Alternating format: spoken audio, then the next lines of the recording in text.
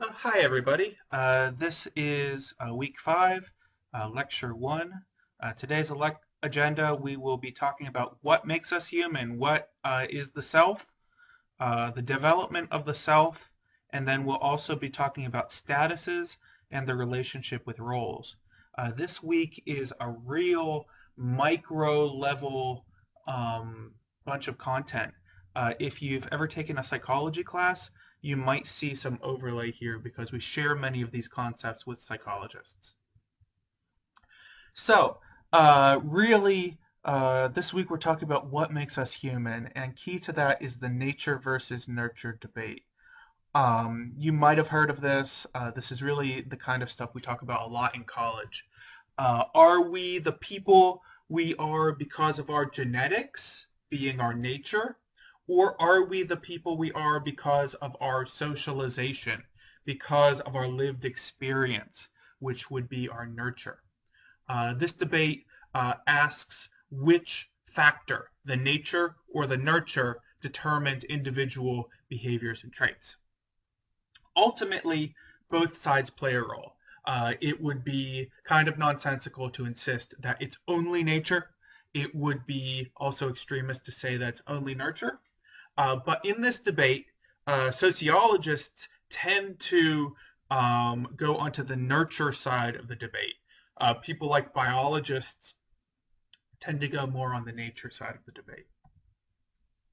Socialization, which is that nurture process, is the process of learning and internalizing the values, beliefs, and norms of our given social group. The socialization process begins in infancy and exists throughout the life course. And an important factor of socialization is that language and language acquisition dramatically facilitates socialization. So when little babies are born, we begin to socialize them from that very early stage, right? As I mentioned, it goes throughout the life course. But once children figure out language, once they're able to understand what adults are saying, and also once they're able to talk back, then socialization kicks into high gear and they can start learning things very, very quickly.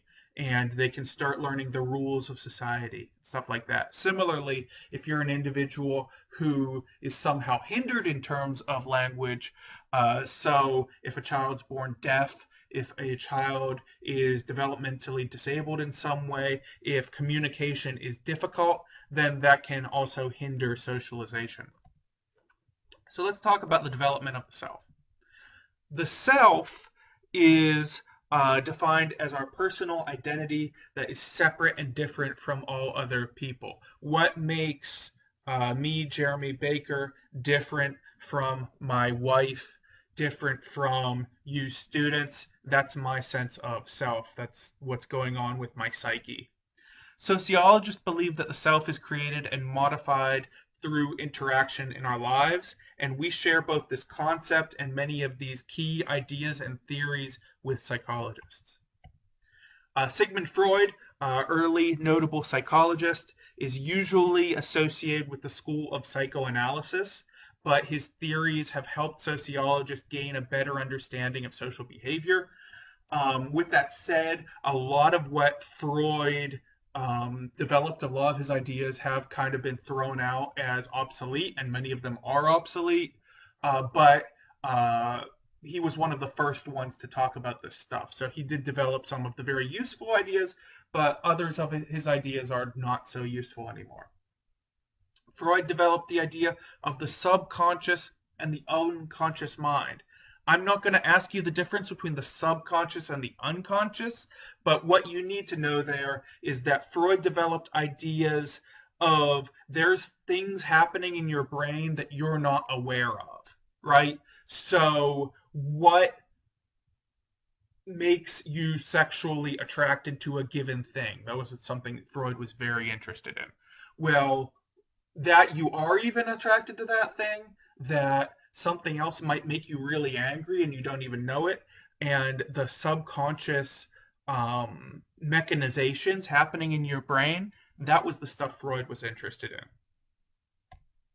Charles Cooley believed that one's sense of self depends on seeing oneself reflected in interactions with others. He called this the looking glass self. So we develop our sense of who we are based off of our interaction with other people. Remember that word looking glass, that's an old fashioned word for mirror. So what Cooley is saying is we don't develop our sense of self based entirely in our own brains. We develop our sense of self based off of how others treat us. So if I act in a certain way and then someone responds to that action, and then I take in that response to tell me who I am, right? So if I dress in a certain way, I go to a restaurant, I dress in a certain way, and people treat me like that's I'm dressed inappropriately, then I will take that into my mind as important data.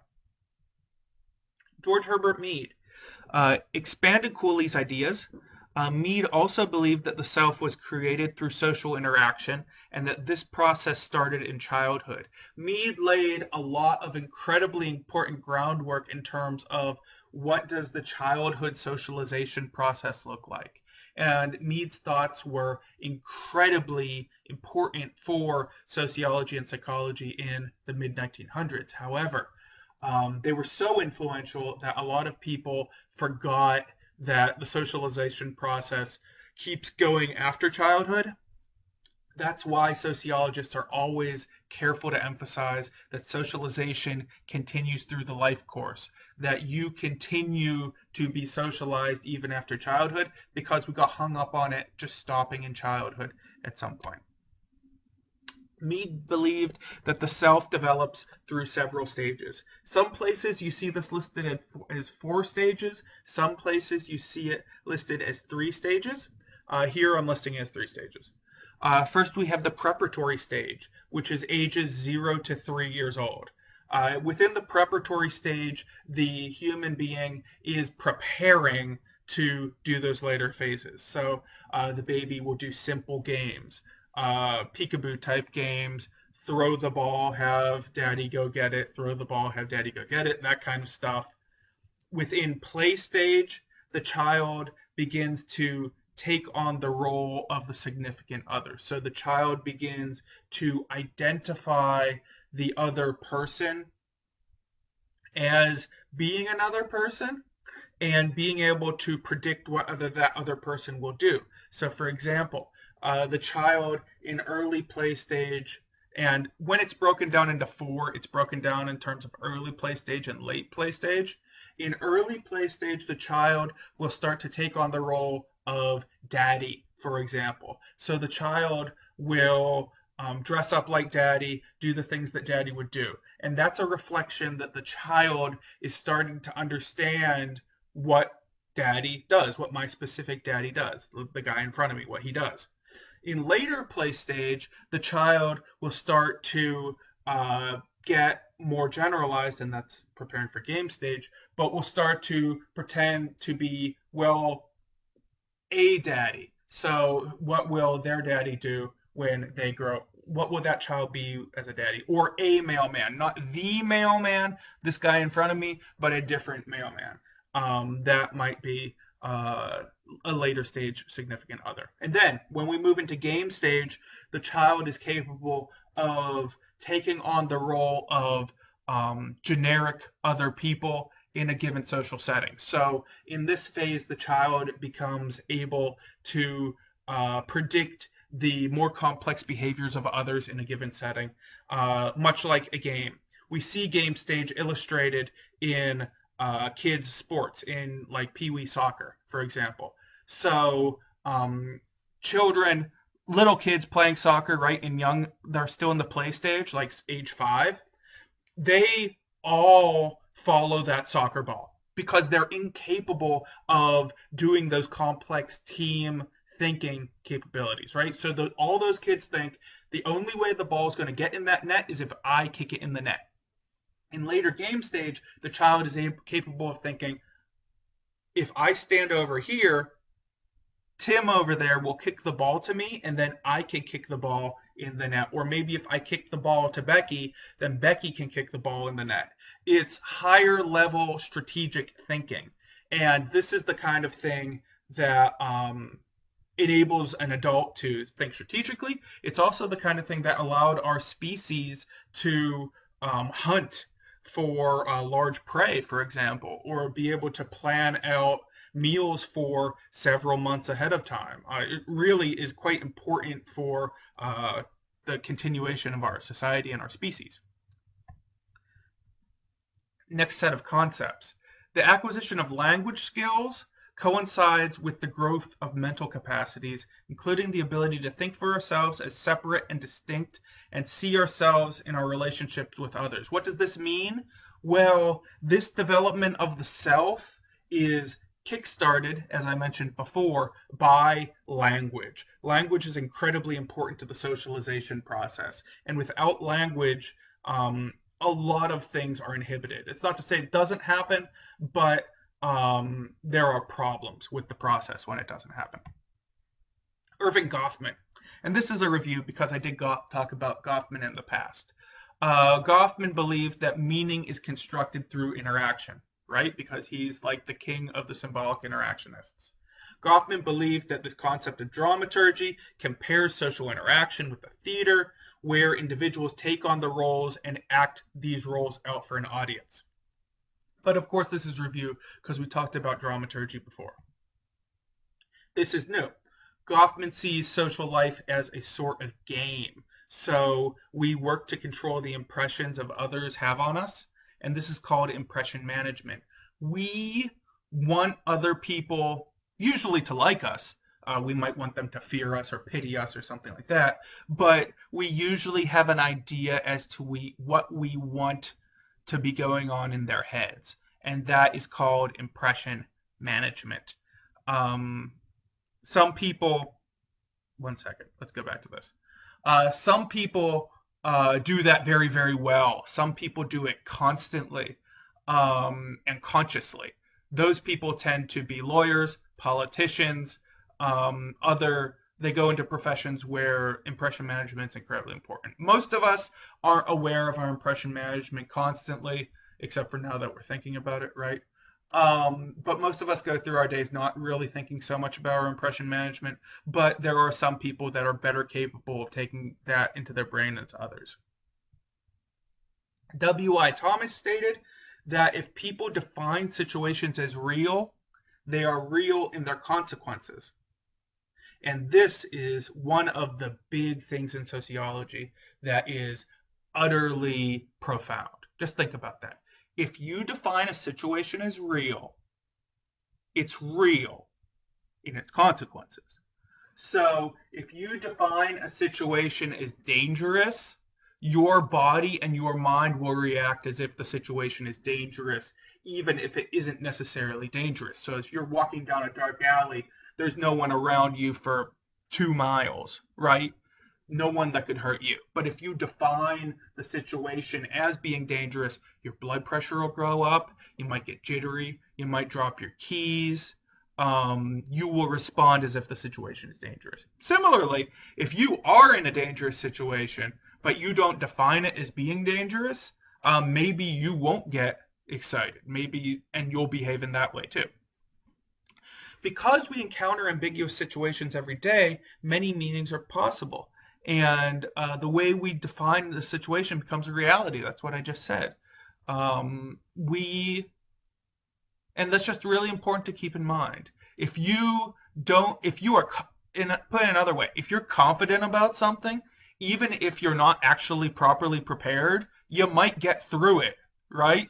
That can explain any number of things. It can explain mediocre athletes doing really well because they're super confident. Mediocre politicians doing well because they're hyper confident. All kinds of things. Let's talk about statuses and roles. Here comes another big cluster of definitions and concepts. So you might get that note hand ready. Maybe pause these next couple slides to take notes. Status is a position in society that comes with a given set of expectations. So every job in society comes with a given set of expectations. These can be either ascribed statuses or achieved statuses. An ascribed status is one that you are born with and is unlikely to change. Examples of ascribed statuses are things like male or female, things like our race. These are elements of our identity that are unlikely to change. Sure, we do have gender reassignment surgery now, but is that likely to happen? For most people, it's not likely to happen. You can hide your race to a degree, but most people will not take those measures. These are ascribed statuses. It's things that are unlikely to change. An achieved status is one that is earned through individual effort or is imposed on them by others. So for an achieved status, you did something to get this. A classic example of an achieved status is a job, right? Or being a college student. Even if you're going to like the worst school in America, you at least had to do paperwork and say, hey, can I be in your college, right? That's an achieved status. A negative example of an achieved status is inmate, right? You did something, you broke a law, you got put in jail. That's an achieved status as well. This is a separate concept of the master status. A master status is a status that seems to override all others and affects all other statuses that we possess. And this varies from individual to individual. An easy way to remember it, though, is if you are going to be discriminated against for some reason, that's probably your master status. So, at least in that situation. So my first example is a silly example. I call him Dr. Baby. Dr. Baby, so this is an imaginary example, obviously, but let's say you're sick, you have pneumonia, you go into the doctor and you want to get good medical treatment, and then suddenly Dr. Baby comes in. And Dr. Baby is a baby, right? That's his master status in the given situation. You are not going to listen to Dr. Baby, even if Dr. Baby is a super genius, got through medical school somehow in the 24 months he's been alive, and is a genius. You're not going to listen to Dr. Baby because his master status in that given situation is baby. A more real world example. My friend Aaliyah. She is a highly educated individual with a master's degree and is one of the smartest people I know. People sometimes treat her as being either less intelligent or in other ways because she is a Muslim woman, because she chooses to wear a hijab, right? In those situations when she's being discriminated against, that is her master status, even though she is so much more than, I hate to say even just a Muslim woman, but she is a Muslim woman, right? And when, of course, when people discriminate against you, they do discriminate against you thinking, oh, you're just this type of thing. Finally, we have President Obama. During his term of office, President Obama was the President of the United States. But his role of President of the United States illustrates how deeply ingrained the master status of African American male can be in our society. Prior to him becoming the President of the United States, I guarantee there are places that he could have gone in this country when he would have been treated as, quote, just a black man. And I'm sure there still are parts, but even at that point, they have to recognize him as being president now, or now past president. And that just illustrates the massive impact of master status. Now that he has been president, his master status will probably forever now be president or past president. But yeah. More concepts. Roles. So roles are the jobs attached to particular statuses. So a teacher, as part of their status of teacher, grades papers. A father, as part of his status as father, cares for his children. Now, certain difficulties can arise because of our roles. Role conflict occurs when the roles associated with one status clash with the roles associated with a different status.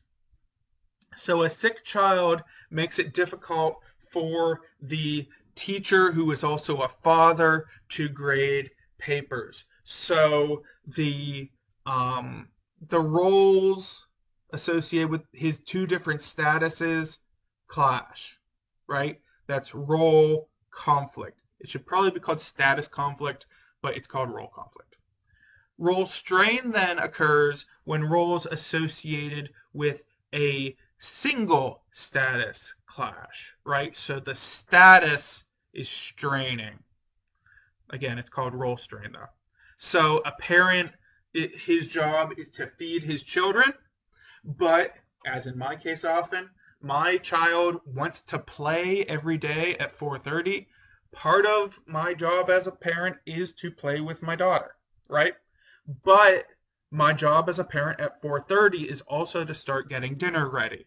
So these are roles within a given status straining.